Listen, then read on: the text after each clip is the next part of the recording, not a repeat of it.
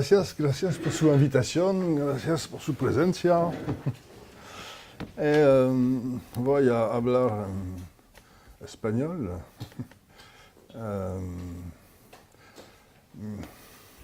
Mi español no es excelente. Pido a usted su indulgencia.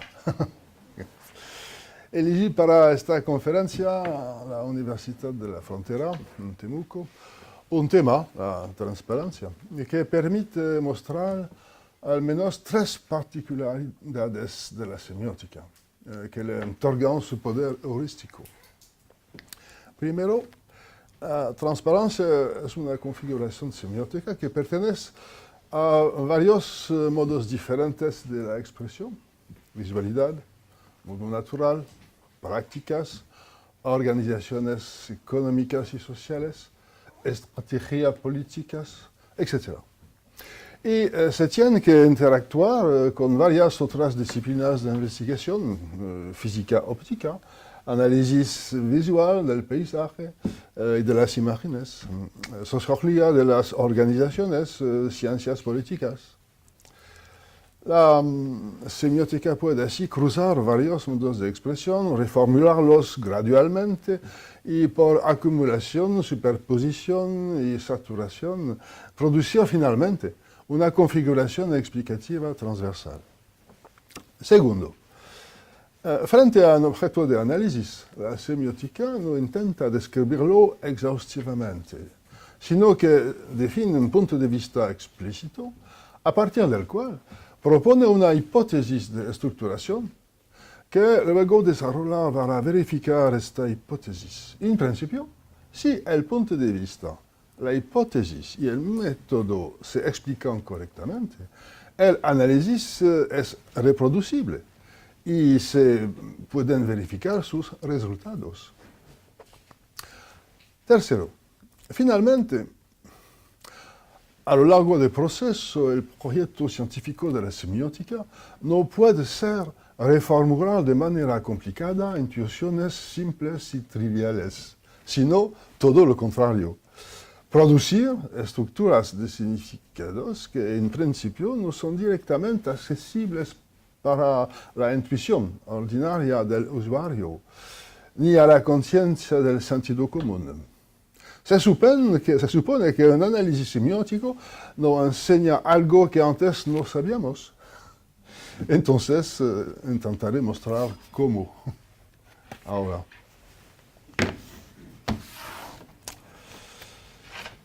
La transparencia es una configuración transversa. Es ante todo una propiedad del mundo físico, tratada por una de las subdisciplinas de la física, la óptica. Esa propiedad física sobre la cual volveremos se refiere a la interacción de la luz con la estructura de la materia. Habría cierto artificio, si no es que alguna provocación, en el hecho de ver ahí el mundo de existencia de los sistemas físicos. Pero la cuestión se plantea de otra manera si integramos esos sistemas físicos en el campo perceptivo de un ser viviente cualquiera, y más específicamente de un ser humano. ¿Por qué? Obtenemos entonces una modalidad particular de relación con esos seres vivientes, con su entorno, que participa de sus prácticas de interacción con otros elementos del mundo natural. El oso caza al salmón en el agua transparente, el cocodrilo se disimula en el agua opaca, el hombre inquieto vigila su acceso a través de los cristales de una ventana, el celoso acecha el regreso de su esposa a través del vidrio de una puerta en la jalousie de Robbe-Grillet, etcétera, etcétera. A ese respecto, la transparencia puede insertarse en los modos de existencia de los vivientes como uno de los motivos recurrentes de las figuras del adyuvante o del oponente, de acuerdo con los objetivos y las prácticas en las que intervienen. Y Desde el punto de vista de los humanos, la transparencia participa en los efectos validatorios y pasionales de sus relaciones con los otros hombres.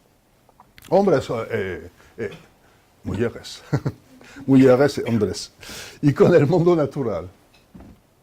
Paso a paso, franqueamos así el umbral que mediante las leyes de la existencia física en la naturaleza y las formas de la existencia semiótica, principalmente porque al determinar, facilitando o comprometido interacciones con el mundo exterior y con sus actores, la transparencia participa en la socialización del entorno y en la semiotización del mundo natural. La construcción de una configuración semiótica de la transparencia comprendida en su dimensión física no asume el riesgo de una extensión metafórica incongruente, puesto que la situación que está en cuestión en su organización material misma determina las condiciones de una experiencia significante implicada en las prácticas y en los modos de existencia más generales que son susceptibles de una aproximación semiótica. Pero con esos motivos arguyentos u oponentes, nos hallamos aún muy lejos de las formas de vida. Demos un paso más. La mayor parte de nuestras actividades cotidianas, así como la esfera pública, están hoy en día sometidas a la exigencia de transparencia.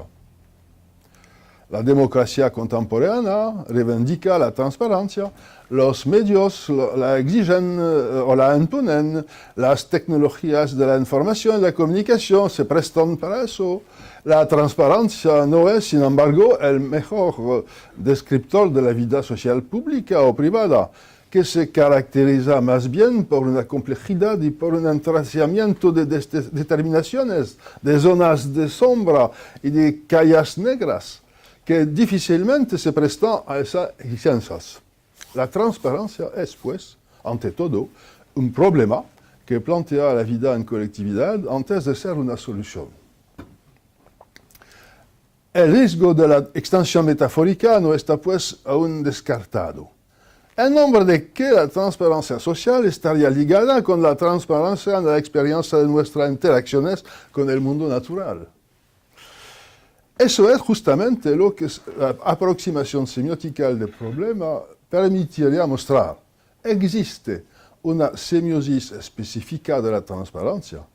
Descubriremos la permanencia y la transversalidad de un dispositivo semiótico nómada que configura el conjunto de las situaciones de transparencia y de opacidad y que en curso de ese nomadismo cambia poco a poco de estatuto desde el simple motivo actancial y modal que participa en la socialización del entorno hasta las formas de vida que se imponen a nuestras conductas sociales y al funcionamiento de nuestras instituciones.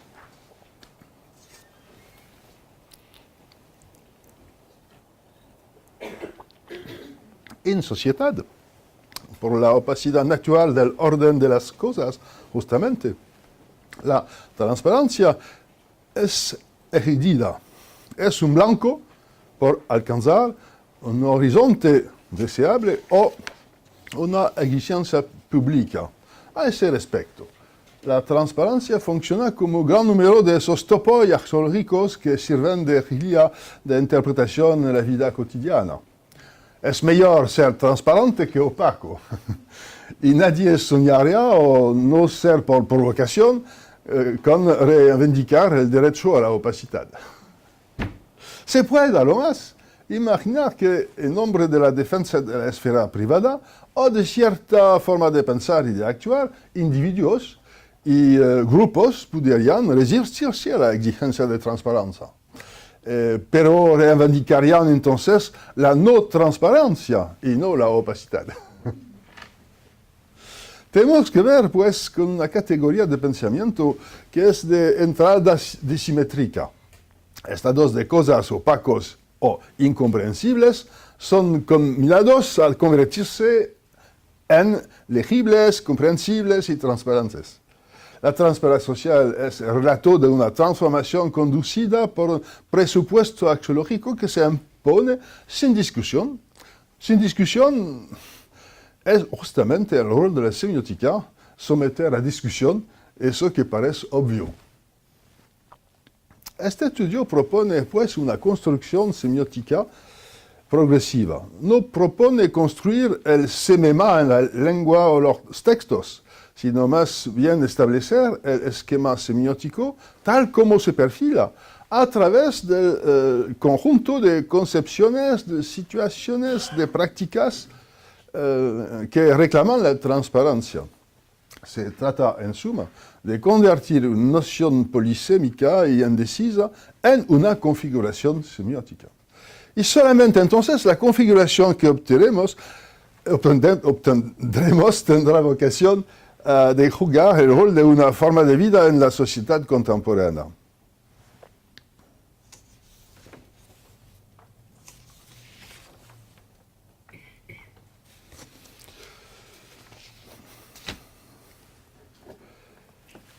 Transparencia es un fenómeno de naturaleza concesiva.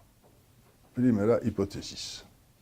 Una de esas regularidades, decíamos más arriba, es la existencia de un obstáculo en relación con una práctica en curso, así como de una solución que permite superar el obstáculo. Y esa observación intuitiva conduce a precisar nuestra hipótesis de trabajo. La transparencia se inscribe específicamente en una isotopía práctica de naturaleza cognitiva, perceptiva, sensible, interpretativa. Presupone en esa isotopía, por lo menos, un obstáculo y permite hacer, ver, saber, comprender, etc., a pesar de dicho obstáculo, a pesar de este obstáculo. Diremos en consecuencia que la transparencia es una configuración fundada en una predicación concesiva. Cualquiera que sea la excepción que se escoja, el contenido común y subyacente a toda forma de transparencia es el de la accesibilidad perceptiva y cognitiva, cuya fórmula es poder y querer percibir o saber, y no poder, no dar o percibir o saber. Esta descripción modal sobre todas las formulaciones negativas de la segunda parte remiten más precisamente desde un punto de vista fenoménico a un dispositivo donde una entidad cualquiera, susceptible de ser un obstáculo para la percepción o para el conocimiento, se revela, sin embargo, no siéndolo. La hipótesis y la definición que guiaría este estudio es que la transparencia no es dada en primer lugar como la travesía instantánea de un espacio físico, mental o social.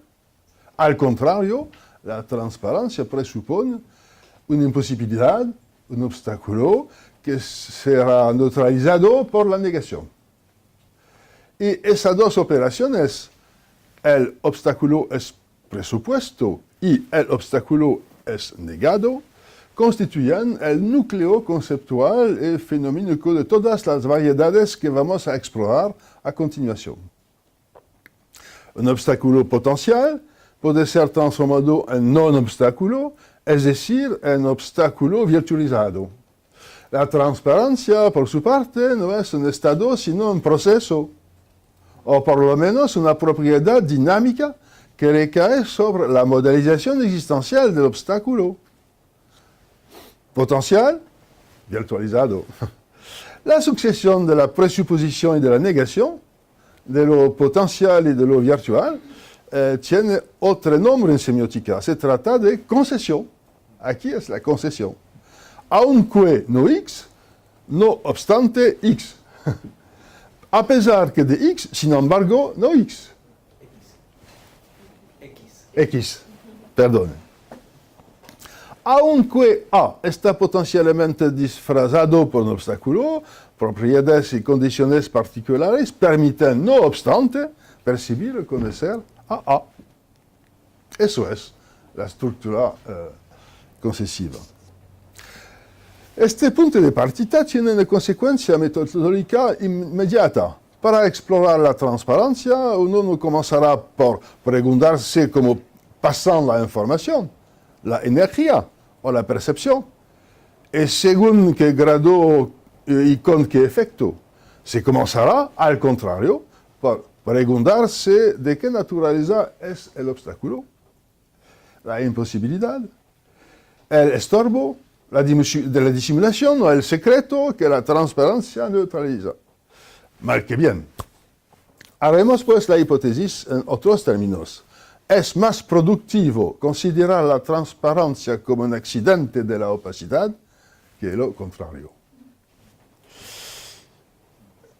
Y en esa perspectiva, la transparencia total, un mundo enteramente transparente, es una apoya o un impensable para la semiótica, un límite de sentido. Y lo mismo ocurre en el mundo natural físico. Encontraremos también que para ser semióticamente productiva y pertinente, la transparencia debe necesariamente ser imperfecta. Ahora el fenómeno físico.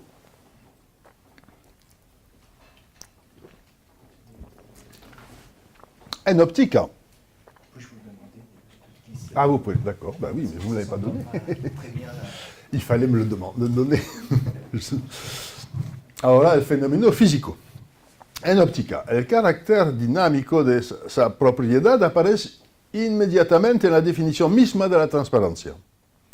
Un material o un objeto es calificado de transparente cuando se deja atravesar por la luz. Esa propiedad depende de la longitud de onda de la luz y de la organización estructural del material. Así, el vidrio solo es transparente en los límites de lo visible.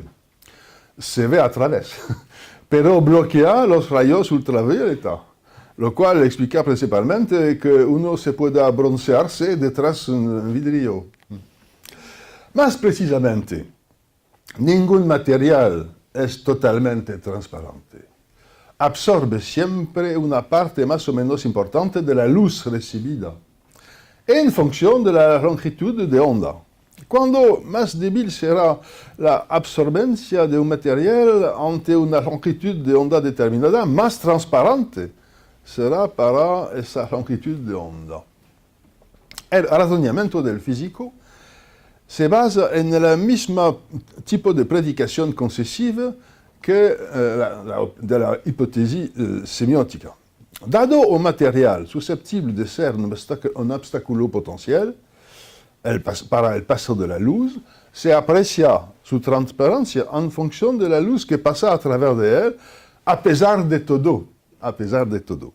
El físico utiliza para describir esa operación dos conceptos contrarios que corresponden a propiedades mensurables por separado: la transmitencia y la absorbencia, a partir de las cuales puede contar y modelar la travesía del material por la luz.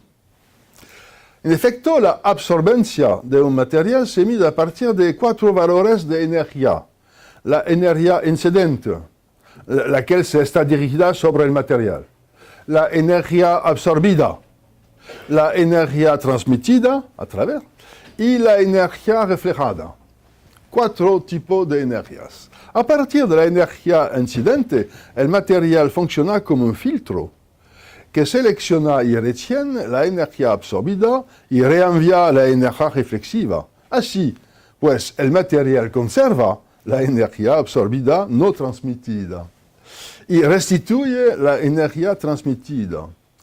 La transparencia es caracterizada al final por la energía transmitida, que resulta a su vez de la diferencia entre la energía incidente de una parte y la energía absorbida y la energía reflejada de otra parte. Para mantener un vínculo con la aproximación fenoménica, diremos que la energía transmitida es la que afecta a los sentidos y hace o deja percibir alguna cosa o no. Para eso hay que incluir un observador.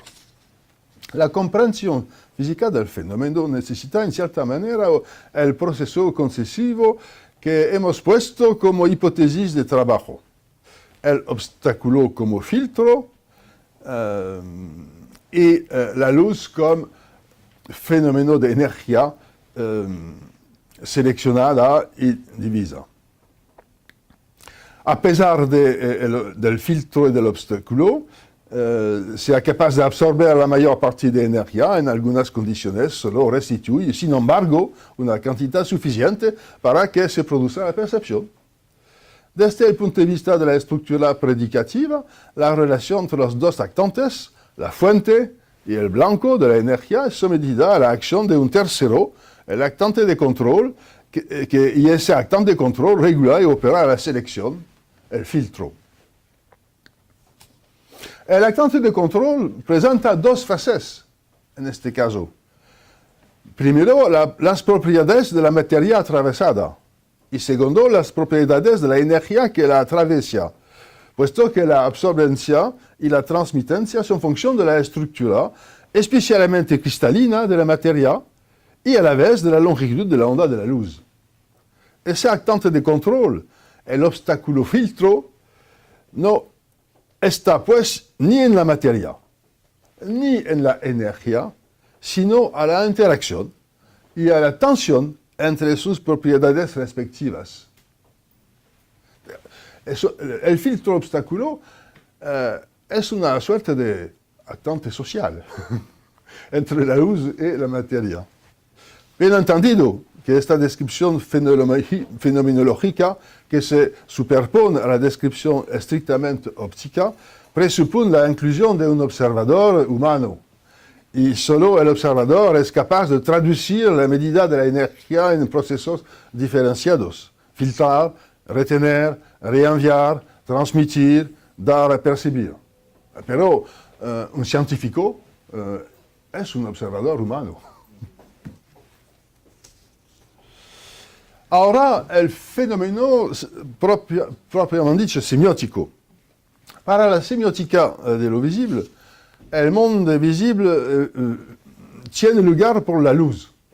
Una intensidad que solicita la percepción, una intensidad modulable que se difunde, se concentra o se localiza en la extensión y en la materia. Los estados de la luz manifiestan las diferentes consecuencias de esas modulaciones en el plano de la expresión de lo visible. El destello, la iluminación, el cromatismo, los efectos de materia manifiestan las principales categorías de esa interacción entre la intensidad luminosa y la extensión en la que se inscribe. Hay una estructura narrativa acá. Las interacciones entre la radiación luminosa y los obstáculos materiales, especialmente en torno de los efectos de materia del mundo visible, constituyen el resorte mismo de la dinámica semiótica, que puede recibir un análisis narrativo elemental a partir de diferentes tipos de interacción, de equilibrios y de desequilibrios entre la luz y la materia. Por ejemplo, si se imagina la manera cuya interacción se estabiliza en provecho de la materia, podemos prever desde ahora dos vías principales. O la luz es capturada por una masa indivisa y absorbente, o es detenida por la opacidad de una superficie. Se obtiene entonces en el primer caso un efecto de espesor, de profundidad material, y en el segundo caso un efecto de modelado en superficie que celebran cada uno a una manera la captura de la hidratación de la luz por la materia. En el primer caso por medio de una estabilización de la masa, y en el segundo caso por medio de una estabilización en superficie. Otro caso, los efectos de materia transparente o translúcida manifiestan a la inversa la travesía de las irradiaciones sin captura por la materia en grados diferentes.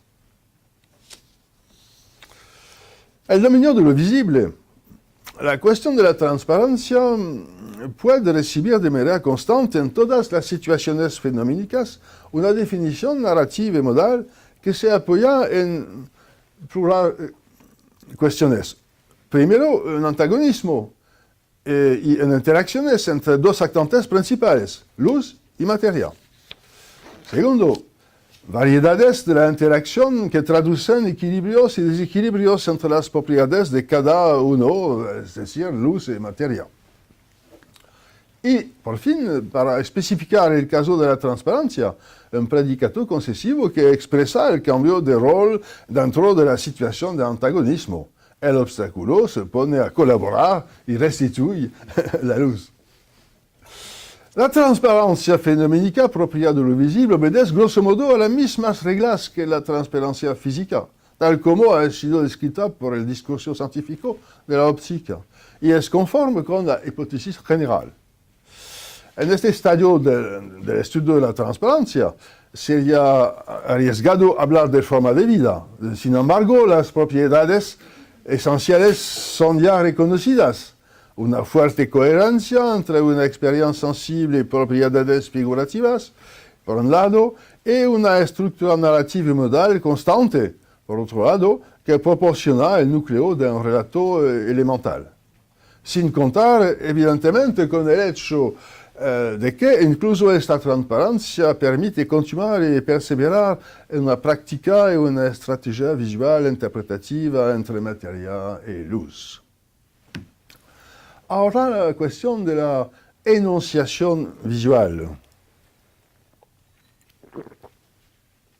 Con la exploración de la transparencia imperfecta.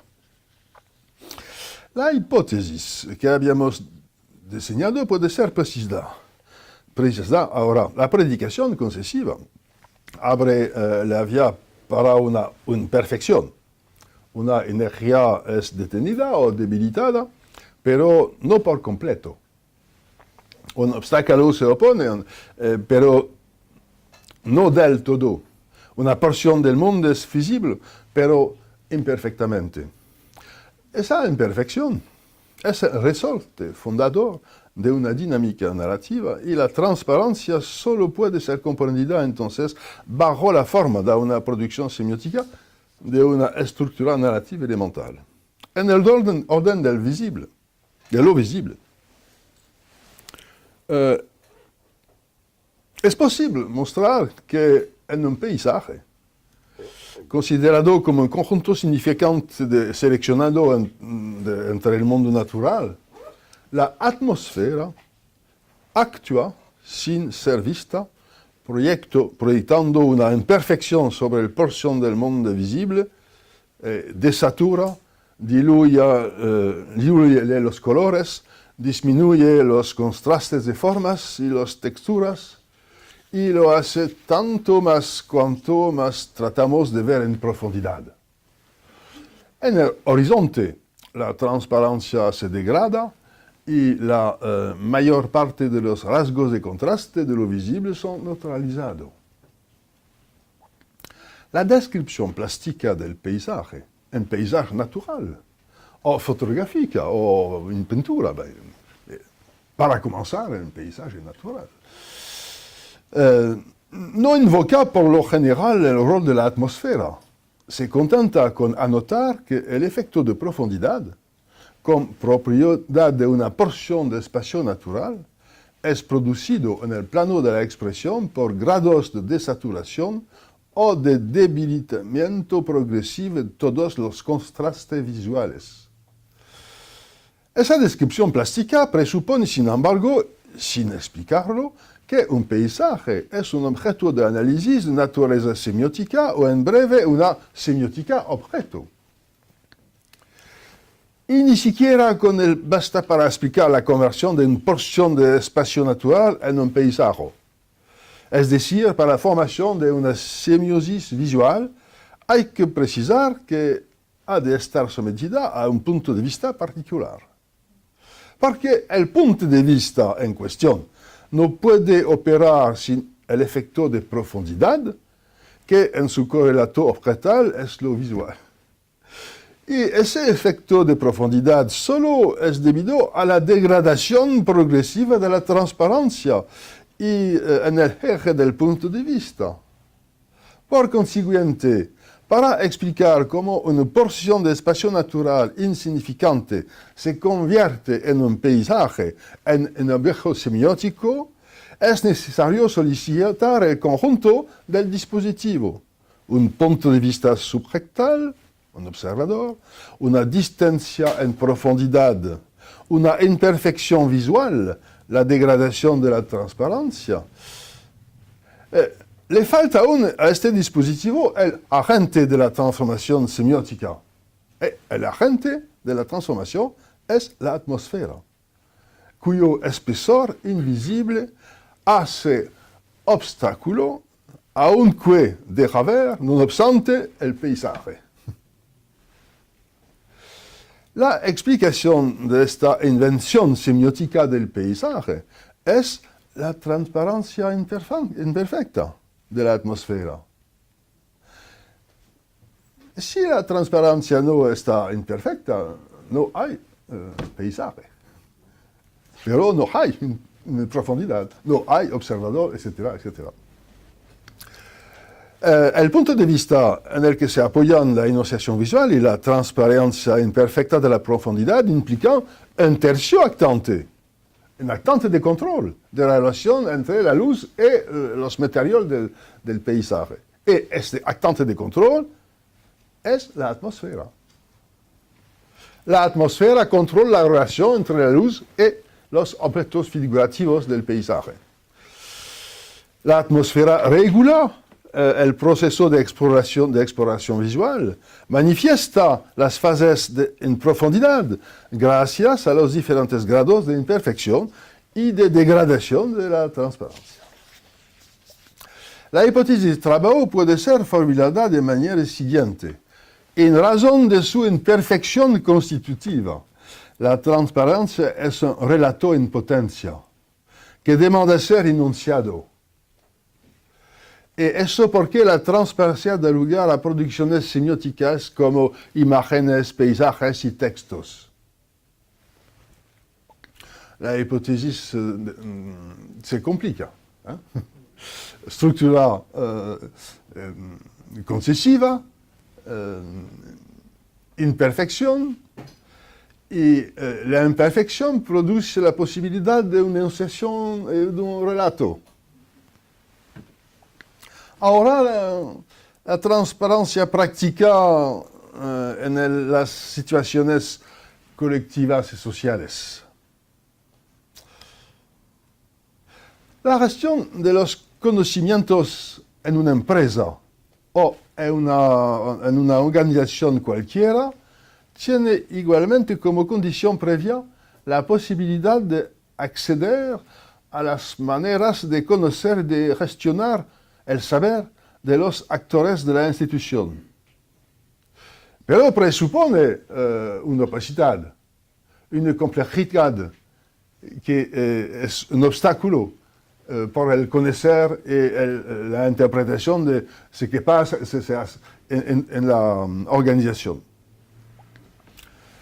Pero se pasa entonces de la transparencia en otro individual a las de los conocimientos producidos y manipulados colectivamente por un grupo o por una institución.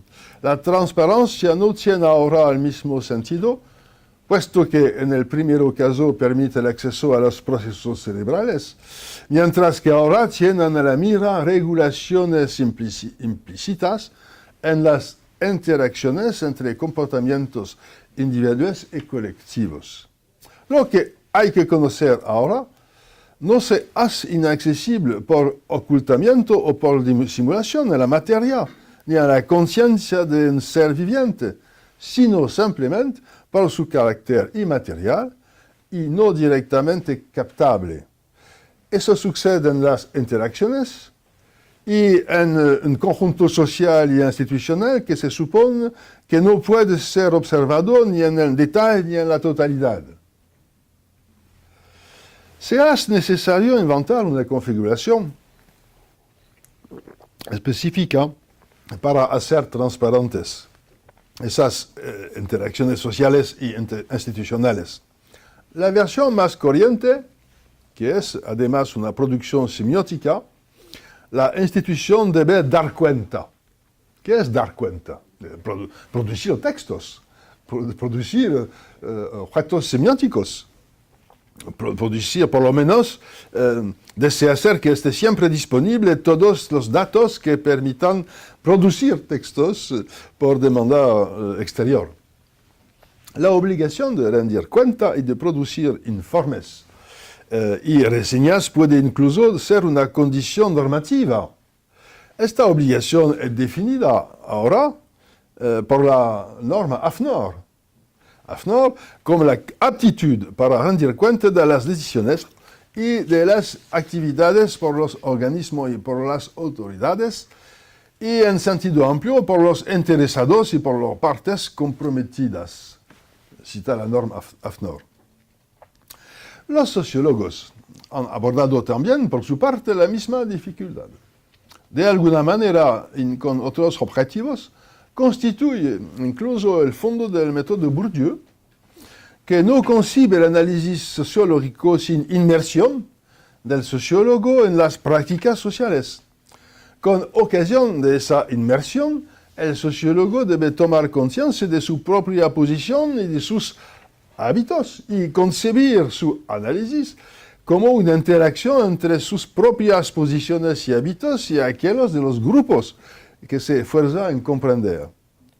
Sin embargo, el uso más corriente de la gestión de conocimientos en una institución cualquiera no supone tal inmersión a la manera de Bourdieu. Como la testimonia e enunciado de la norma de AFNOR, la instancia cognitiva, el observador interpretante, suele ser exterior a la colectividad observada. Y como la cognición que constituye el razonamiento de un experto, esa instancia se ve sometida a la misma dualidad. Por un lado, aquello que ella puede extraer de ella misma, y por otro lado, eso que el otro manifiesta en forma de enunciados comunicables. La reseña según la norma AFNOR. La demanda exterior proviene siempre de instancias que son instituciones complejas, organismos, autoridades, los enterados y partes comprometidas en la norma AFNOR, y la introspección de una instancia colectiva heterogénea en es que sí mismo algo imposible hasta impensable y la apoya amenaza. Hay que suponer entonces una delegación hipotética de esa introspección a un homúnculo cognitivo que haría oficio de observador y que sería susceptible por hipótesis y por ficción de sumergirse en las prácticas observadas. En el mejor de los casos, la gestión contemporánea del imaginado de dar cuerpo a ese homúnculo cognitivo en la forma de comités de visita, de inspecciones, de sociedades auditoras que se encargan de tratar y de evaluar las reseñas producidas por la organización y por la empresa visitada y responsable. El homúnculo cognitivo es entonces un actor o un grupo de actores delegados por el observador de la situación observada, que cumple el mismo rol que el actante de control en el caso de la transparencia visual. Es el operador del reglaje de la interacción, del ajuste entre las propiedades respectivas del observador y de la situación observada. Ajuste que conducirá a la transparencia y a su imperfección. Incluso en la ausencia de actores delegados concretos, ese homúnculo cognitivo permanece en estado potencial, en la institución puesta a la mira, en forma de bases de datos disponibles que garantizan el rastreo de las decisiones y de las operaciones efectuadas y constituyen una competencia potencial para una producción de textos. Bajo estas condiciones, volvemos a encontrar la situación precedente. Vemos ahora que En este caso igualmente, la transparencia no puede producirse sino en una formulación y transposición de los mecanismos de regulación, que no son observables directamente en ellos mismos. El régimen de creencia es de la misma naturaleza, pero la credibilidad del resultado obtenido es inversamente proporcional a la complejidad del dispositivo hipotético y ficcional que ha sido necesario instalar para lograrlo. Y en prolongamento, la transparencia financiera. Con la transparencia financiera se acude la sospecha. La transparencia financiera se basa también en la puesta a disposición de las informaciones por todas las partes comprometidas, económicas, sociales, de una empresa o de una organización en general, cuya confianza debe ser creada o reforzada. En cuanto tal, por su existencia, por su calidad, por su sinceridad y por su exhaustividad, este tipo de transparencia apunta particularmente a la calidad de gestión de una empresa o de un mercado. Bajo tal exigencia, una mala transparencia financiera será interpretada como una reticencia o como una imposibilidad para comunicar los malos resultados de la organización. Puede incluso dejar suponer que se esfuerza en ocultar prácticas ilícitas. La transparencia es entonces una contraestrategia fiduciaria, opuesta a una estrategia de sospecha, según la cual no hacer saber equivale a esconder, donde no comunicar es interpretado como disimulación. La sospecha podría caracterizarse así: una pérdida de confianza que entraña una amalgama sistemática entre la ausencia de información y el secreto y la disimulación. La pérdida de confianza presume una espera fiduciaria, o sea, una necesidad de confianza que la transparencia se esforzará a pesar de la sospecha de satisfacer. Y, como en la hipótesis, a pesar del obstáculo. La sospecha no desaparece, sin embargo, recuerda siempre la existencia de una parte de sombra irreductible. La contraestrategia de transparencia, una transparencia que sigue siendo imperfecta, permitirá proseguir como si nada pasara. La contraestrategia de transparencia se convierte incluso en una obligación, una presión, una norma. Si la actividad que está sometida al principio de transparencia es la misma dependiente de valores fiduciarios específicos. Por ejemplo, la transparencia financiera de una empresa que garantiza o restaura la confianza tiene una incidencia directa sobre la capacidad de financiamiento de esa empresa, sea a través de los juegos de la bolsa, sea a través de las posibilidades de préstamo. En ese caso, la necesidad de confianza es compartida y recíproca. A las variaciones de equilibrio entre la sospecha y la transparencia son dos momentos de ajuste periódicos. Este tipo de transparencia nos permite dar un paso suplementario. En efecto, como en los casos precedentes, la dualidad de la reconstrucción cognitiva conduce a instalar los mismos dispositivos que en el caso de la transparencia propia del conocimiento. Los conocimientos en esta ocasión son de naturaleza financiera, pero ahí se añade la confianza y la sospecha, y la hipótesis de que el otro podría mentir o disimular.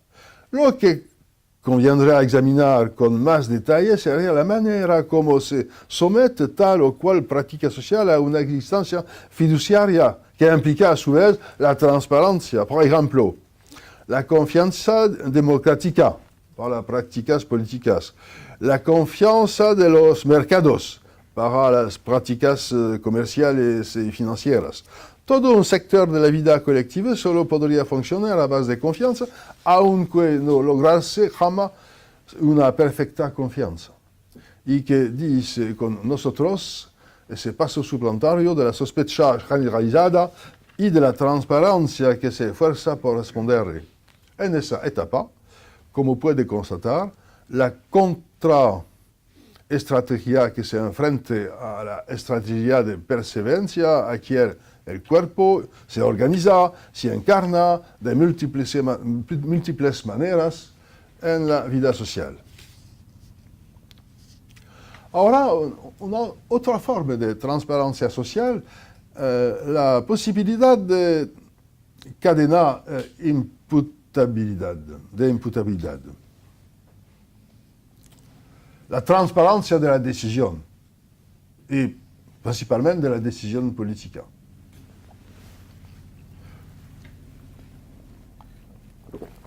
Se exige a los que toman decisiones políticas y económicas la transparencia de sus procesos de decisión. El objetivo consiste, en este caso, en poder establecer una relación entre tal o cual fase de ese proceso, de un lado, y los diversos impactos de las decisiones tomadas, principalmente en términos de seguridad, de salud humana, de empleo, de medio ambiente, de calidad de vida, en la actividad misma o en torno a la actividad por otro lado. Para eso, se pide a las empresas, por ejemplo, rendir cuentas, o que puedan hacerlo en todo momento, concernientes a las consecuencias de sus actividades, lo que se llama empresas responsables. Los modelos de gobernanza que se apoyan únicamente en la apreciación de expertos son ahora rechazados. La experiencia está asociada con frecuencia a la retención de información y a la transparencia comienza allí donde los privilegios de los expertos terminan. En esa perspectiva, el concepto de responsabilidad social emerge porque extiende el deber de información más allá del círculo de aquellos que tienen acceso en él a razón de sus competencias. Una forma de sospecha, otra forma de sospecha, aquella que rechaza la confianza del círculo cerrado de los expertos, a la vez porque disponen de conocimientos no compartidos y porque no se hayan sometidos directamente al impacto de las decisiones y sus consecuencias. Y para salir de esa sospecha es necesario ampliar el círculo de aquellos que comparten los conocimientos con el conjunto de los interesados y de las partes comprometidas. Ahora, a otro punto, la transparencia consiste en una amplificación de números de miembros que pueden acceder al conocimiento. El conocimiento de los expertos no es transparencia, pero el conocimiento de no expertos es transparencia. La transparencia no es aquí una forma de comunicación en general. Tomo como blanco partes interesadas, a fin de mostrar que los que deciden actúan de manera responsable en el plano social, económico, ambiental. Motivos de seguridad económicos son puestos por delante para justificar el control de las comunicaciones que entran y salen de la empresa y por consiguiente para orientar e elegir las informaciones que salgan. Para cada uno de los escenarios potenciales se pone a disposición un relato de la actividad adaptado a sus expectativas y a sus preocupaciones y listo para ser comunicado en caso de necesidad. La presión fiduciaria se ejerce aquí en una dimensión extendida. Si hay que rendir cuentas al conjunto de las partes interesadas, es porque se supone que la esfera de impacto social y ambiental de la empresa es mucho más amplia que su esfera de actividad definida por la sola producción y por el solo oficio de base. La condición fiducial no afecta solamente a las condiciones de su funcionamiento propio, sino al conjunto de sus implicaciones sociales en el espacio, vecinos, familias, copartícipes, poblaciones, y en el tiempo, consecuencias a mediano y largo plazo. El no respecto de la condición fiduciaria no se traducirá por una sanción directa de la actividad, sino por una sanción indirecta de la sociedad civil. El relator principal, que debería estar siempre disponible, debe presentar dos propiedades indispensables. Uno, una exposición de las etapas de la acción, sin hiatos, que permita verificar que la cadena práctica aplica un procedimiento identificable y evaluable. Es de alguna manera el grado mínimo de una deontología. Segundo, una clara indicación de los roles, actantes y actores implicados en cada una de esas fases prácticas que permita imputar tal o cual parte del proceso práctico a tal o cual responsable. Esa transparencia es, pues, de naturaleza narrativa y ética. Es preciso que el sistema de decisión, así como la rendición de cuentas que se haga, permita una imputación sistemática de cada uno de los actos cumplidos y relatados. Las nociones de responsabilidad y de imputabilidad aparecen en el campo del análisis semiótico de la transparencia desde el momento en que el camino que permite reconstituir el vínculo entre una consecuencia y su origen es demasiado largo, demasiado complejo para ser directamente identificable. La inaccesibilidad no es, pues, debida aquí a la profundidad de una interioridad o del mundo visible o a una ocultación voluntaria, sino a la complejidad de la cadena de procesos, una de cuyas partes puede permanecer inobservable, durablemente. La reformulación, transposición esperada, consiste en proporcionar al mismo tiempo las informaciones y sus ordenamientos en la cadena de imputación que permitan establecer la relación de cada consecuencia con tal y tal fase de la actividad principal. El vínculo entre responsabilidad, imputabilidad y transparencia está basado en una forma particular de la inaccesibilidad. El obstáculo es aquí de naturaleza sintagmática. Una cadena sintagmática muy larga y demasiado compleja hace la imputación difícil y arriesgada. Eso es la transparencia. Transparencia aquí es muy particular. Por finir, la transparencia radical en democracia. Es un punto interesante porque es una límite de la significación y una límite de las posibilidades de la transparencia. Fue una experiencia muy interesante.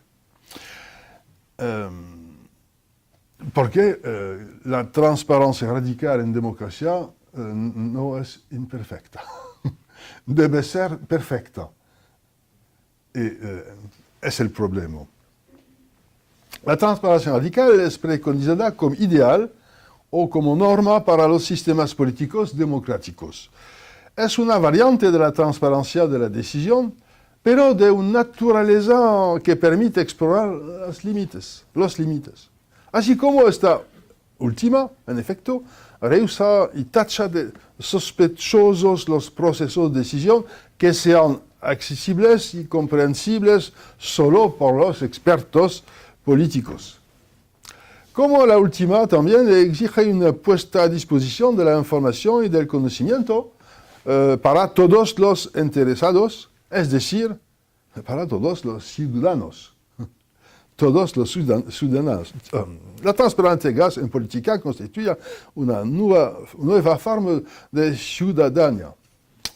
Toda versión en borrador de un documento, todos los argumentos en favor o en contra que acompañan una propuesta, todas las etapas de la redacción, de la negociación, de las correcciones de un proyecto de ley, todas las decisiones tomadas sobre el proceso de toma de decisión mismo y todas las decisiones definitivas han de ser expuestas públicamente o archivadas y conservadas, pero siempre disponibles y accesibles a todo el público. No es una transparencia imperfecta. Todos los medios son utilizados, imprenta, radio, televisión, etc. Aunque la Internet es el único instrumento que puede hacer posible que toda esa información esté a disposición exhaustiva y el proyecto mismo de la transparencia radical sea particularmente aprovechado por los partidarios de la ciberdemocracia. En esa perspectiva, toda decisión susceptible de dar lugar a controversia y con el menor carácter político no será considerada legítima sino cuando la totalidad de los datos que conciernen al proceso de decisión sea puesto a disposición del público. Lo que hay en cuestión, así como en la videovigilancia, por ejemplo, es la puesta a disposición durable de trazas y de testimonios y también, como en la transparencia de las decisiones, la restitución y la legibilidad completa de la cadena de responsabilidad y de imputabilidad. Como la mayor parte de los actores sociales no exploran de facto esos documentos, la confianza no se apoya en ese caso más que en la disponibilidad de la información y no en su explotación efectiva, como en el caso, otros casos, incluso inexplotadas en razón de su volumen y de su complejidad técnica. La totalidad de informaciones deben permanecer potencialmente y en todo momento accesibles. Es una confianza basada en un potencial poder hacer y no necesariamente en un hacer. Poder hacer y no obligatoriamente no acceder. Por lo demás, la exhaustividad dispensa de todo criterio de pertinencia, incluso, al final, de toda sospecha particular. Neutraliza todo proceso de intención específica. No estigmatiza, pues la puesta a disposición exhaustiva es la única forma de disponibilidad que no es necesario justificar ni motivar. Nada de selección, nada de principio de elección, por tanto, nada de desconfianza previa. La exhaustividad dispensa, pues, hasta la desconfianza.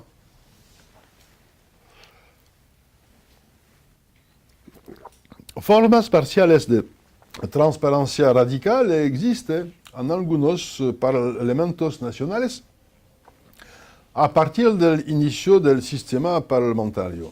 La transparencia es un principio que deriva de los valores de la democracia parlamentaria. Se trova en las experiencias, en los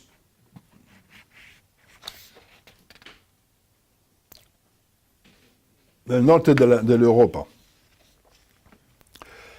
Todos los debates que tienen lugar en el Parlamento, todos los proyectos de ley son publicados de tal manera que sean accesibles a todos los ciudadanos. Puesto que todo ciudadano se ha llamado periódicamente a pronunciarse con su voto en elecciones, referéndums, votaciones diversas. A partir de los años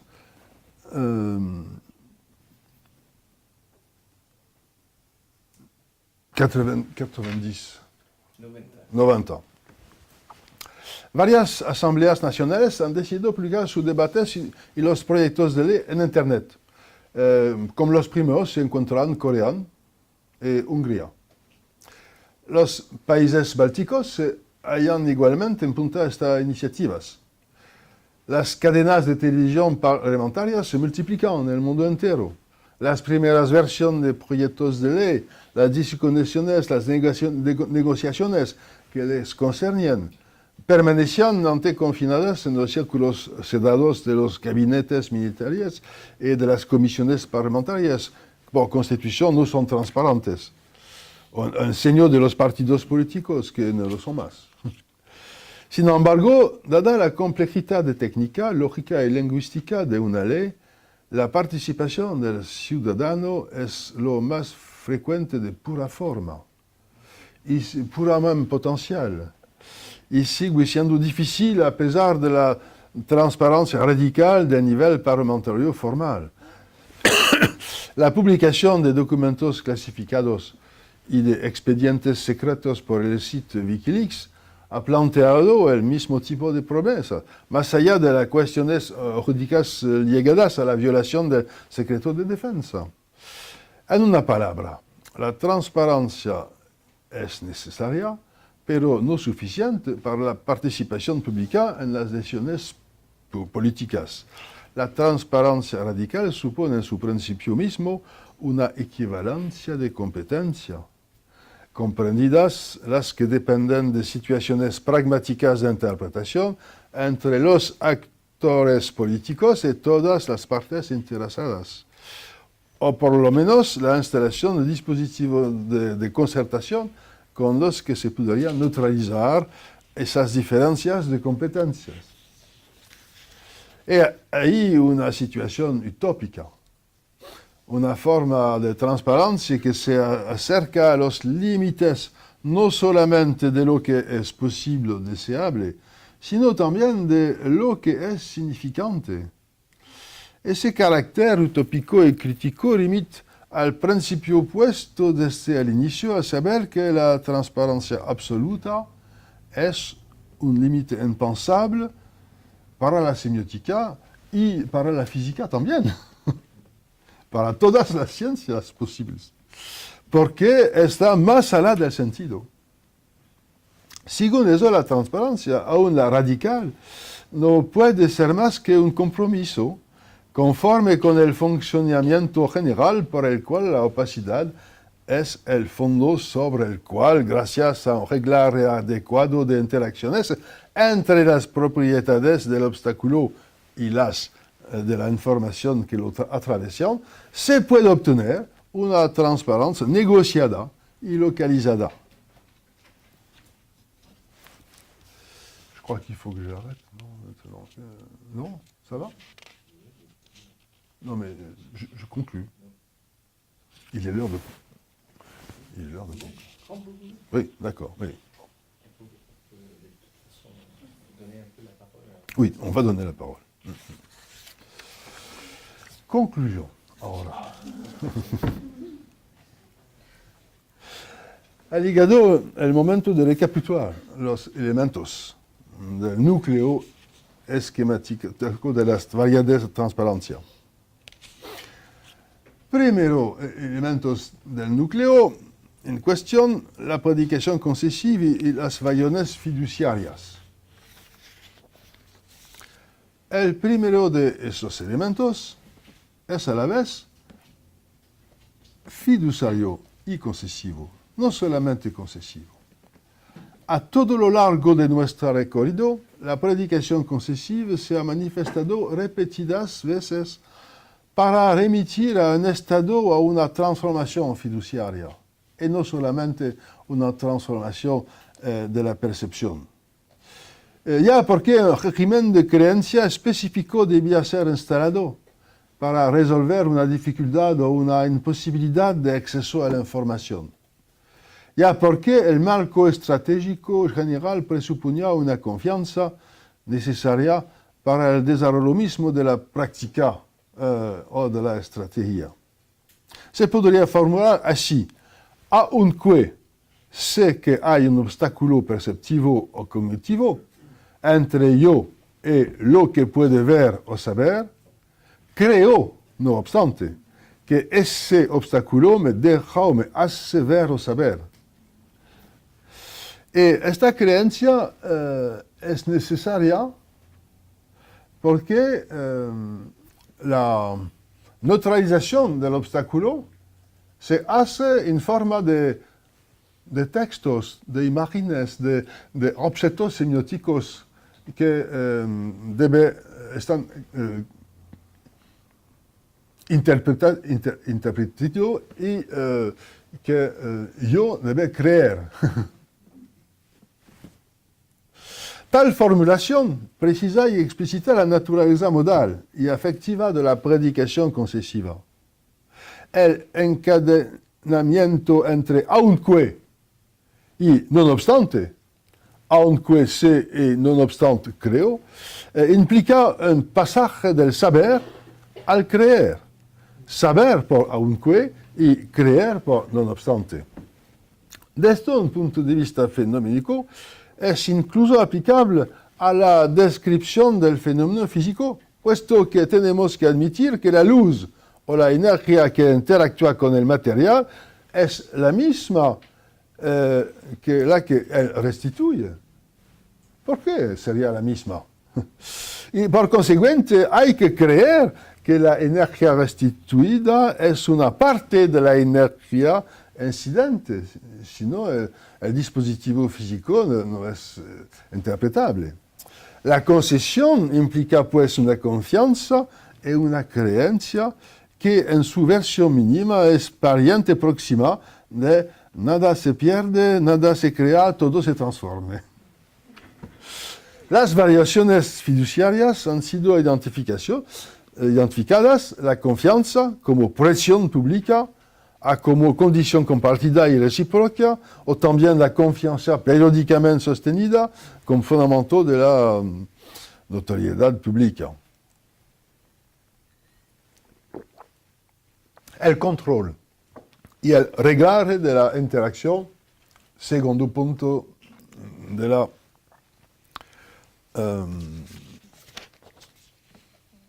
recapitulación.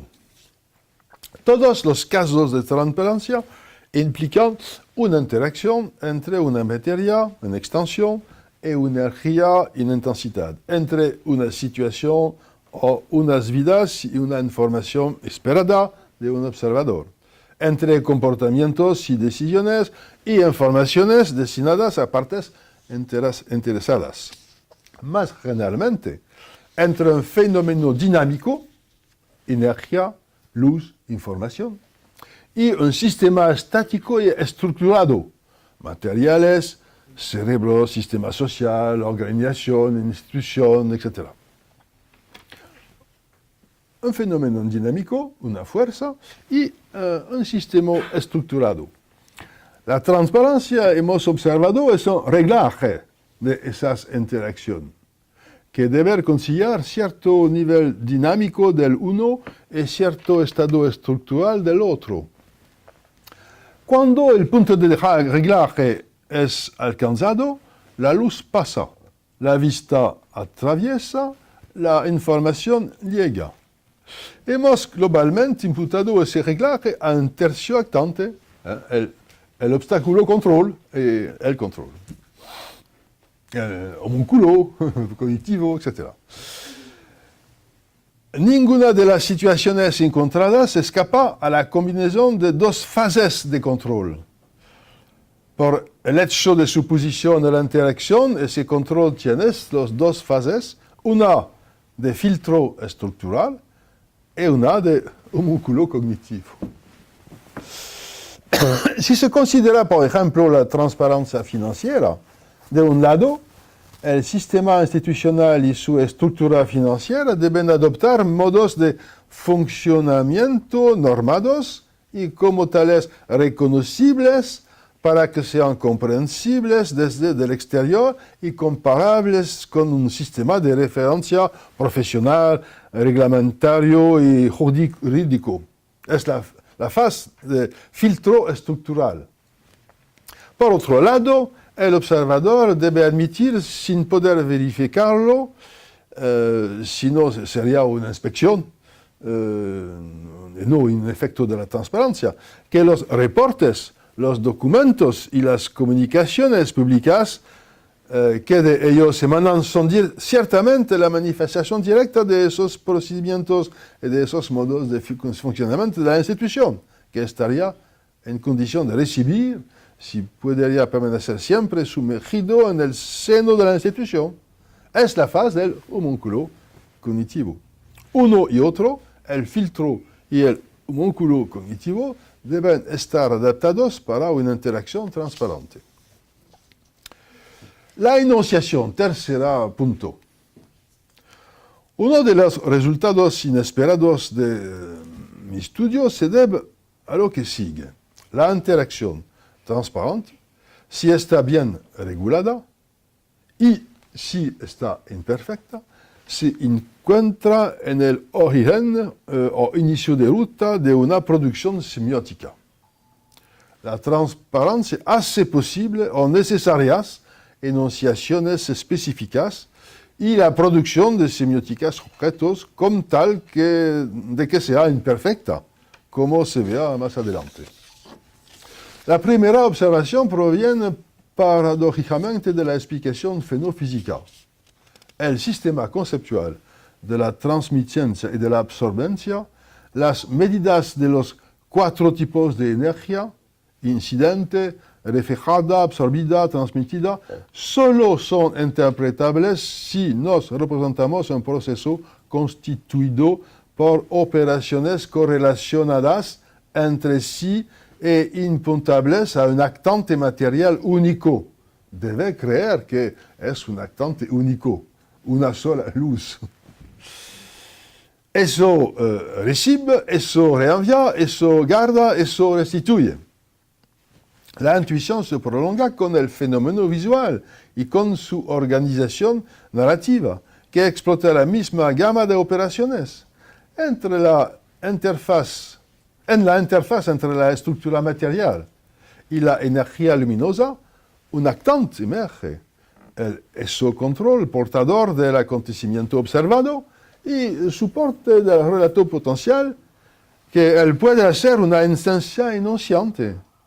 La explicación semiótica del proceso fenofísico adopta ahora la forma de una secuencia de exploración, al término de la cual algo es visualizado.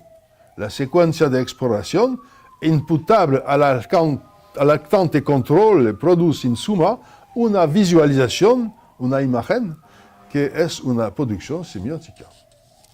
Esta intuición se refuerza cuando recordamos que, incluso comprendida desde un punto de vista visual, no existe ninguna transparencia absoluta, que el obstáculo es siempre obstáculo, y que su acción es tan visible como la que logra atravesarlo. Aunque solo sea porque su acción es la que permite la travesía. En un paisaje, ya lo hemos mostrado, la modulación de la profundidad y de su exploración a través del control ejercido por la atmósfera es determinante. Este último introduce una imperfección en el mundo visible, gracias a la cual una porción de lo visible accede al estatuto de objeto semiótico, el paisaje. El paisaje y el mundo visible en general se dan a captar en un medio que no es jamás totalmente transparente. Y felizmente, puesto que es equilibrio entre transminencia y absorbencia el que hace un conjunto visual significante. La sorprendente virtud de la transparencia imperfecta es la producción y la enunciación de semióticas objetos, comenzando por las del modo visible. En otros términos que Greimas no hubiera rechazado, la transparencia es una de las formas de imperfección que suscita semióticas objetos a partir del mundo en general. Gracias por su atención. Soy Karina Santos, titulada del magíster de acá de la universidad. Gracias por su claridad. Creo que me fue más fácil entenderlo ahora que cuando leí la semiótica de las pasiones. Sí. Más que una pregunta, me gustaría como, no sé, comentar sobre un escultor brasileño que se llama Valtercio Caldas, que él es un escultor de transparencia. Y él dice que las transparencias cuando son descritas resultan opacas.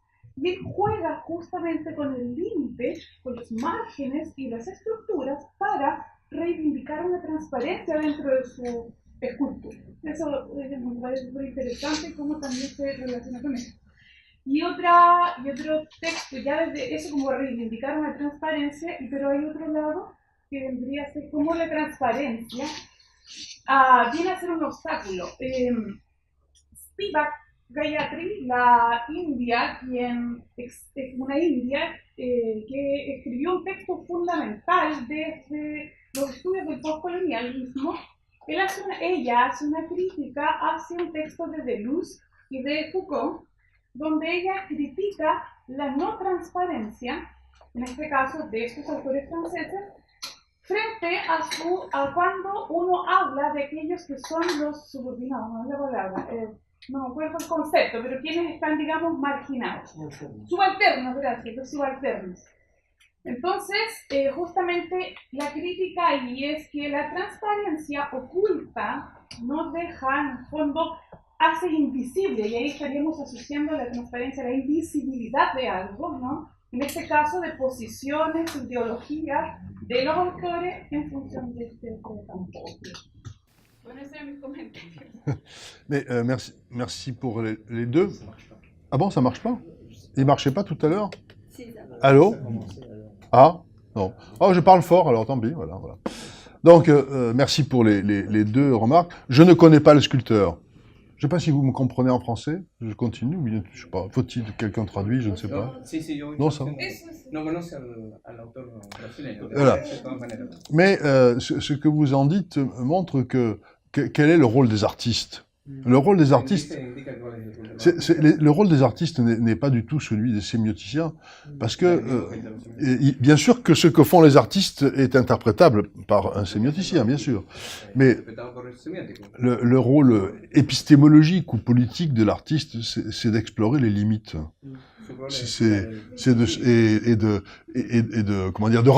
De donner corps à des situations où on frôle la limite de la compréhension ou de l'incompréhension. Moi, je crois. Pour donner un exemple, je suis en train de travailler, un exemple comparable, je suis en train de travailler en ce moment sur des questions de biosémiotique et d'éthologie animale.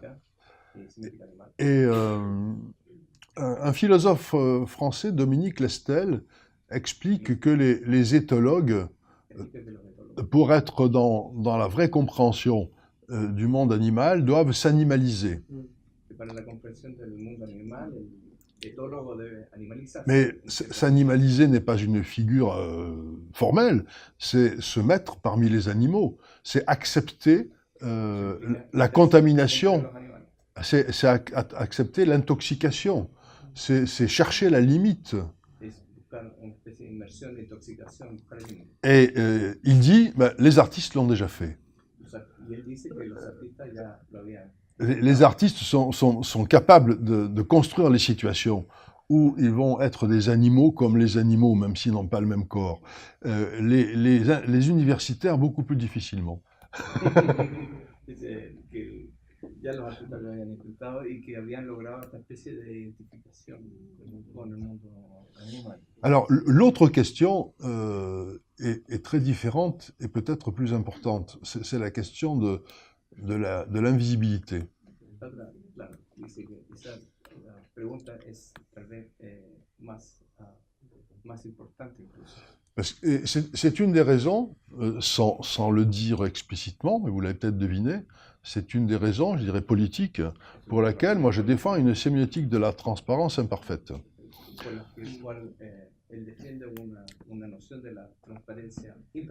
Alors évidemment, dans un paysage, ça n'a pas d'implication politique majeure, de savoir que c'est l'atmosphère qui sculpte le paysage. Ça n'a pas d'implication.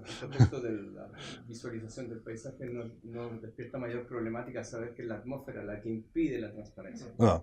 Mais c'est mieux de le savoir, parce que tous les gens croient que si un paysage a des formes plastiques décomposées à l'horizon, c'est parce qu'on voit mal.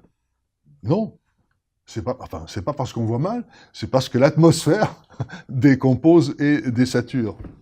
Por lo tanto, no es un defecto de la visión el hecho de que no podamos ver el paisaje de una manera homogénea, sino que la atmósfera está allí y por lo tanto no es un problema nuestro, sino que hay un efecto de la presencia de la atmósfera. Et j'ai en tête un exemple que j'éprouve moi-même difficilement actuellement et qui concerne les écritures inclusives suite au mouvement contemporain, actuel, de revendication féministe. Je ne parle pas des anciens, je parle des actuels. Por ejemplo, de las escrituras inclusivas de los distintos movimientos sociales que involucran reivindicaciones feministas actuales.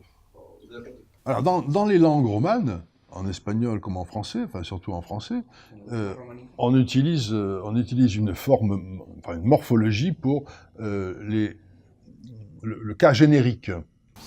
Se habla de l'utilisation del genérico en las lenguas románicas. Donc, pour des raisons historiques et idéologiques, ce cas générique est emprunté à la forme du masculin. El genérico está expresado de manera masculina. Il faut le dire quand même, pour être complètement juste, c'est la forme du masculin parce que dans la plupart des cas, il n'y a pas de marque particulière du masculin et il y a une marque particulière du féminin. Porque para ser justo hay que decir que esta forma masculina en realidad obedece a que es la forma no marcada, porque cuando se marca es femenino. Donc, dans l'écriture du générique, le féminin est invisible, En el genérico le masculin devrait être invisible aussi, mais pas de la même manière. Pas de la même manière. no es la misma Il y a une différence d'invisibilité évidente entre les deux, ou une différence de visibilité. Et alors, les écritures inclusives, moi, j'ai près de 70 ans, donc je suis quand même bien habitué à ce type de choses, et les écritures inclusives qui apparaissent maintenant suppriment cette transparence. Voilà. Et donc rendent visible, mais suppriment une transparence quand même à laquelle on s'était habitué, qui était confortable du point de vue de la manipulation de l'expression, mais qui était aux dépens d'une visibilité. Donc effectivement, je partage totalement l'idée selon laquelle la transparence peut être une invisibilité critique et disqualifiante pour des parties de la population, pour des catégories sociales, et par conséquent, je milite, moi, pour une transparence imparfaite. Il faut qu'on voit encore l'obstacle. Il faut qu'on sache qu'il est là. Profesor, tenemos sobre tratar de ser lo más conciso posible la transparencia siniestra de los sistemas democráticos, donde los jóvenes utilizan pantalones rotos y evidentemente para no ver la pobreza. Lo segundo, ¿usted considera que ya hay que unir el concepto semiología con semiótica y es mejor hablar de semiológica? Usted es francés. Yo pensé que venía a escuchar una charla de semiología y me parece más que escuchar una charla de semiótica, por eso le creo ese concepto semiológica para unir ambas, ¿ya? Y lo tercero, respecto a transparencia, cuando Clifford Geertz hace su estudio célebre, él explica que hay toda una primera parte donde a ellos, a los investigadores, no los ven, o sea, son transparentes. Pero ocurre un acto que yo lo denomino de comunicación.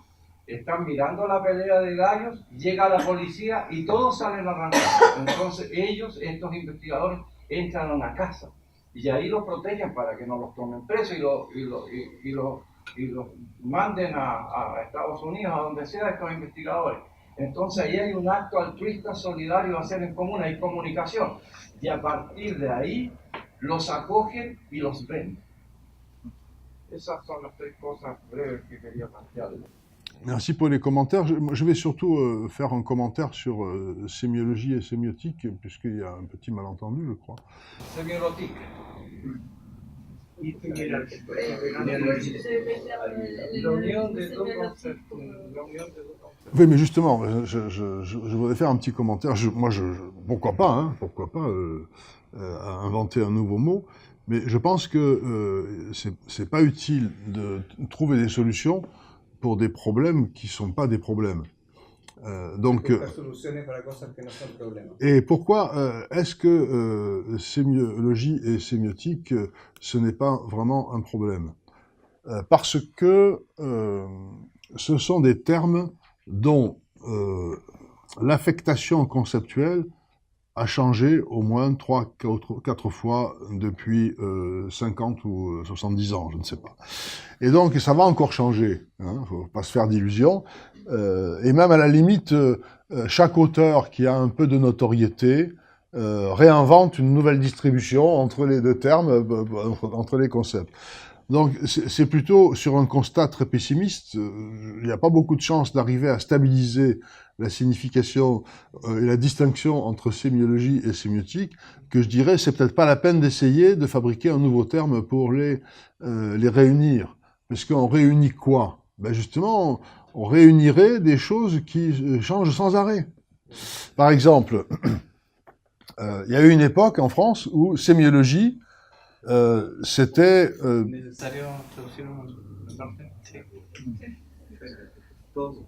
El profesor dice que, bueno, desde hace muchos años la semiología y la semiótica son conceptos que están disponibles para describir esta disciplina, pero que en su historia ha ido cambiando muchísimo y por lo tanto él se pregunta realmente si es necesario introducir otro término más para resolver esta discusión, cuando ya con dos términos ya es suficientemente difícil. La mayoría de los autores que alcanzan cierta notoriedad, dice él, tratan de hacer una nueva repartija o distinción o elección respecto de estos términos. Por lo tanto, introducir un tercero, como propone el profesor Ortiz, le parece necesario. Par exemple, dans les années 60-70 en France, ceux qui faisaient de la sémiologie s'occupaient d'objets d'analyse non linguistiques. Les codes de la route, l'image, la publicité. Donc Barthes n'a jamais été identifié comme un sémioticien, il était identifié comme un sémiologue. Et puis ceux qui faisaient une sémiologie proche de la linguistique ou en rapport avec la linguistique étaient plutôt identifiés comme sémioticiens. Grammas était considéré comme sémioticien plutôt que sémiologue. Mais ça, c'était une des distinctions, parce qu'il y en avait une autre qui commençait à se développer et qui venait de Jemschleff, à savoir que dans chaque secteur, on fait des sémiologies et il y a une sémiotique qui englobe ces sémiologies pour y développer une théorie, une méthode commune, un vocabulaire partagé entre les différentes sémiologies. Donc, c'est pour ça que je dis que c'est très instable. Et puis, il y en a eu un troisième qui est... Ouais, ok. La verdad es que en los años 60 y 70 en general distintos autores comenzaron a preocuparse de objetos no verbales. En general se ocupó la idea de semiótica y semiología para distinguir entre semióticas más afectas a lo verbal y otras semióticas menos afectas a lo verbal, y por lo tanto las semióticas no verbales a veces eran conocidas o como semiótica o como semiología según esta especie de distinción. Con el tiempo Jemschleff incluso propuso que existían las semiologías y para cada semiología en un campo determinado había una semiótica que era capaz de integrar métodos y teorías asociados a ese campo. Et puis, y a même une autre différence complètement non superposable avec les premières, qui a été faite plutôt du point de vue américain. Les Américains considéraient qu'ils faisaient de la sémiotique quand ils étaient persiens, parce que c'était une structure, c'était du dur. Et puis il y avait les autres là-bas en Europe qui faisaient du mou, qui faisaient de la sémiologie. Donc, on a pu à peu près dire tout ce qu'on a voulu à propos de sémiologie et sémiotique. Et j'en ai oublié encore, hein, je pense. Hay muchísima discusión, ha pasado mucha agua bajo el puente, hay mucha discusión en torno a esto.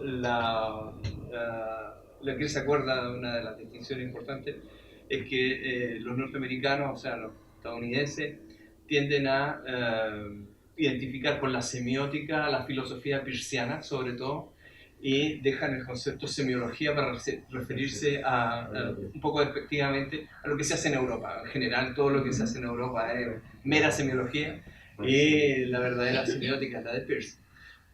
Por lo tanto, bueno, el profesor se acuerda de un montón de otros usos que se ha dado a estos dos conceptos y bueno, no hay tiempo Alors, suficiente para revisar Umberto Eco avait choisi, à la fin de sa carrière et de sa vie, de ne plus se faire appeler sémiologue ou sémioticien. Et il trouvait ça insupportable. Il voulait être philosophe parce que ça résolvait le problème. Bueno, que Humberto Eco al final hizo una decisión que cortó el problema, dijo que no quería ser llamado ni semiótico ni semiólogo, porque le parecía insoportable, y al final pidió que lo llamaran filósofo, y con eso cortó la discusión. Et ça se traduisait par des comportements très précis. Quand il entrait dans une librairie en Italie et qu'il voyait que ses livres étaient mélangés avec des ouvrages de sémiologie, il piquait une colère. Il se fâchait durement. Il voulait que ses livres soient avec les livres de philosophie. Cuando se metía en una librería y veía que sus libros estaban clasificados junto con la sección de semiología. Empezaba a enojarse. Et il a fait toute une carrière dans une dizaine d'années aux États-Unis où tout le monde le considérait comme un philosophe. Il avait réussi aux États-Unis à faire oublier la différence entre sémiologie et sémiotique. Bueno, lo logró en Estados Unidos porque estuvo un tiempo, como 10 años, y allá ya empezaron a conocerlo como filósofo y no como semiótico. Bueno, muy raro. Bien. ¿Hay otros comentarios? Lo otro era lo de Clifford Gertz. Pero Oui. veamos si... Mais je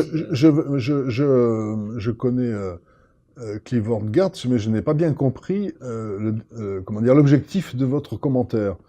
Et si mon cher ami Rem voulait me le résumer brièvement, ça me faciliterait la réponse. ¿Me puedes recordar tu pregunta sobre Gertz? No, que ellos estaban investigando su trabajo célebre, ¿no es cierto?, las peleas de gallo, ¿ok?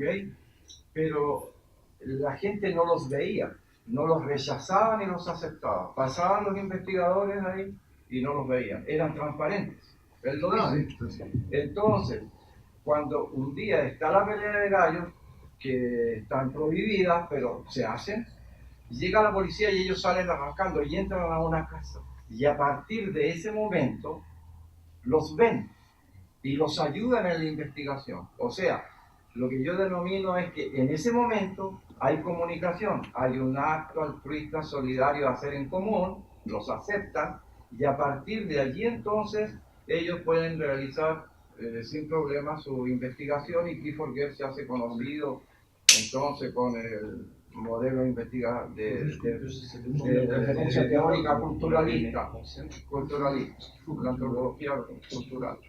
Se pasa de la estructural a la cultural. Parce que j'ai compris tout le reste, mais compris la communication. Oui, parce que sans la vie, la communication se dit l'acte de faire ensemble. C'est un peu Et il faut pour ça ne pas être transparent. Il faut que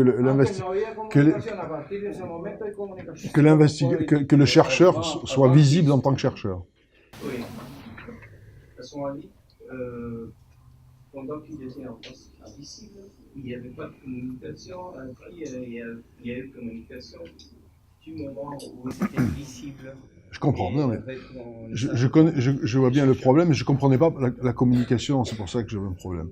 Donc, je réponds à ma manière à cette question-là en plusieurs moments. Premièrement, il y a beaucoup de disciplines que je connais qui ne pourraient pas fonctionner, qui ne pourraient pas travailler si le chercheur était visible.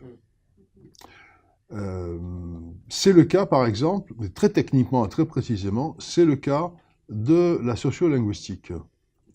Puisque Hay una serie de disciplinas en las que es imprescindible que el investigador sea invisible.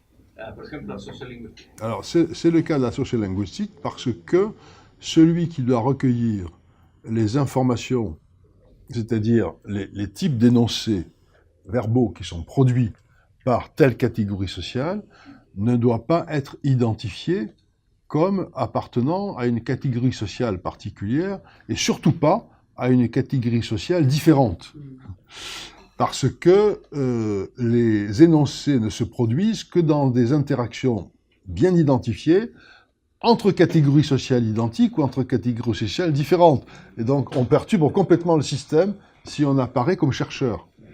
Bueno, obviamente el sociolingüista, para poder hacer una buena observación de las prácticas lingüísticas del grupo social, obviamente no puede aparecer ni como investigador, ni como perteneciendo a una categoría lingüística distinta, pero la idea es que la interacción sea espontánea.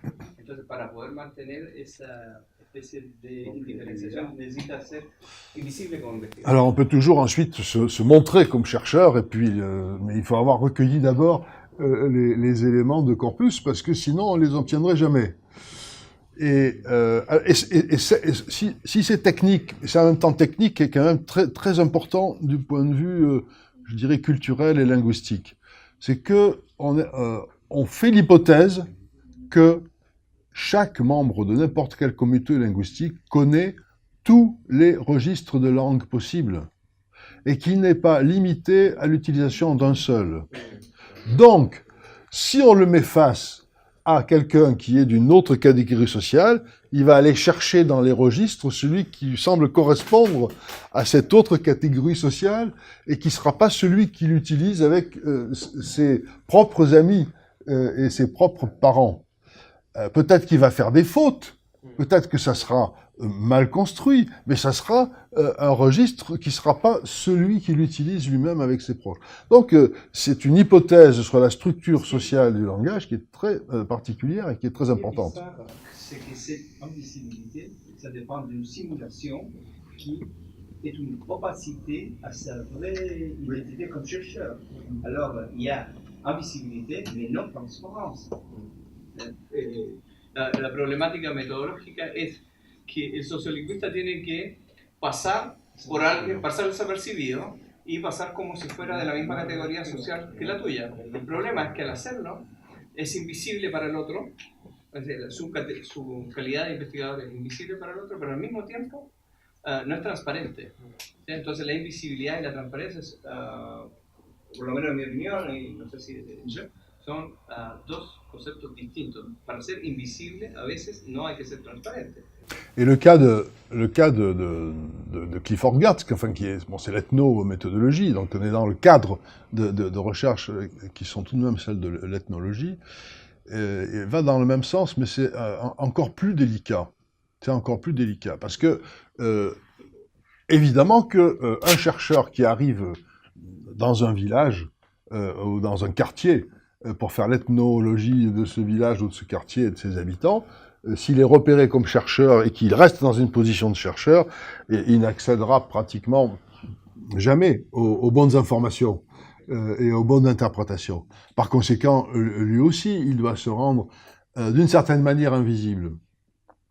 Mais l'enjeu est beaucoup plus, je dirais, important que dans le cas de la sociolinguistique, puisque là, il s'agit de la totalité du mode de vie et des valeurs d'un groupe. Et par conséquent, le chercheur ne peut pas être dans une position de tromperie. Donc comment peut-on ne pas tromper les autres, tout en se rendant de plus en plus invisible comme chercheur pour pouvoir accéder à leur fonctionnement? Très difficile. Pour aller recueillir quelques phrases en sociolinguistique, ça peut durer une matinée, c'est pas important. Mais quand... La etnometodología es más grave este problema porque en el fondo la relación del investigador y una comunidad determinada se basa sobre una confianza que él al mismo tiempo tiene que cuidar y no traicionar, pero para no traicionarla también él, para poder avanzar en la investigación necesita y hacerse un poco invisible para que no ser tratado como investigador, sino que integrarse a la comunidad. Entonces este problema es... Et alors, en ethnologie, la solution que les ethnologues ont trouvée, elle est dure, hein, c'est le temps. Enfin, le minimum de séjour d'un ethnologue dans un village ou dans un peuple qu'il étudie, c'est 3 années, 4 années. C'est toute une partie de sa vie. La solución del etnólogo tiene que ver con el tiempo. Quedarse por una comunidad un tiempo que es mucho más prolongado que cualquier otra área de investigación. Tiene que estar 3, 4 años con una comunidad y que la comunidad se acostumbre a eso. Il faut que le peuple visité assiste à la transformation de l'ethnologue en membre de la communauté. Il faut qu'il y assiste. Donc on n'est pas dans la tromperie, mais on est il faut se rendre indivisible sans tromper. Para evitar entonces que la gente sienta que hay una especie de simulación o de engaño, entonces el etnólogo llega como investigador y durante el tiempo, a medida que va pasando el tiempo, se va integrando a la comunidad, frente a los ojos mismos de la comunidad. Llega como investigador, pero se integra. C'est la raison pour laquelle souvent des ethnologues connaissent des situations très difficiles, parce qu'au bout du processus, ils sont devenus membres de la communauté. Et la communauté a à l'égard de ces personnes des attentes, des exigences, des demandes qu'ils adressent à leurs autres membres. Et plus que comme s'ils étaient membres, mais parce qu'ils sont devenus membres. Et j'évoquais hier, j'évoquais hier le cas d'Escola, qui raconte qu'après 3 années passées chez les Achuars, ils sont une tribu de Jivaro, ils lui ont demandé de venir avec eux à la chasse à l'homme pour aller chercher... Cuenta la experiencia un poco traumática que tuvo un antropólogo francés que se llama Philippe Descola, cuando al tratar de estudiar a los Achuar, que son una tribu de jíbaro, ya estaba tan integrado que le invitaron a cazar gente para seguramente entrenarlo en la caza de personas y la jibarización de sus cráneos. Donc voilà un exemple de transparence qui est devenue totale pour les autres membres de la... et d'invisibilité donc du statut de chercheur et d'étranger. Alors, Descola dit qu'il n'est pas allé à la chasse à l'homme. Mais là, ça a été difficile à expliquer.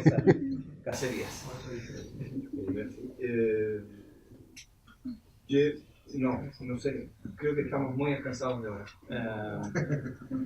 Voy a agradecerles a todos y en particular a Jacques el excelente análisis semiótico de la transparencia. Yo espero que pronto podamos publicar o tener a nuestro acceso el capítulo correspondiente de Fond de Vie, que es el libro donde esto aparece explicado. Merece discusiones, son interesantísimas. Ustedes han visto, han ido de la economía a la política, a la investigación. La transparencia de alguna manera cubre enormes porciones de nuestra vida social actual y es enormemente problemática. En ese sentido, la posición de Jacques Fontanilla es la de una idea de la transparencia que siempre es imperfecta. Esa imperfección en la transparencia es la que supone la dinámica social. Podríamos estar muchas horas preguntándole y tratando de indagar sobre esto, pero vamos a tener que ir encontrando otras instancias.